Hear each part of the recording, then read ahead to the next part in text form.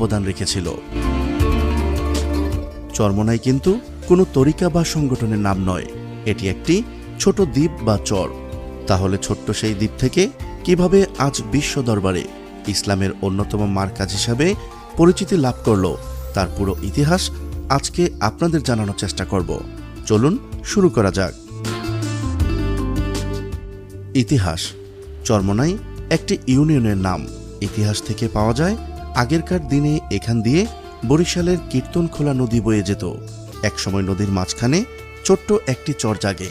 সেই চরে মনাই নামে একজন বুজুর্গ বসবাস করতেন। সেখানে তিনি ছনের ছাউনি দিয়ে ঘর তৈরি করে নামাজ রোজা করতেন। পরবর্তীতে তার নাম অনুসারে এই জায়গাটির নাম চরমোনাই হয়ে যায়। 1964 সালের 20 মার্চ 11,755 একর আয়তন বিশিষ্ট চরমোনাই ইউনিয়ন প্রতিষ্ঠিত হয়। এভাবে কোনো বুজুর্গ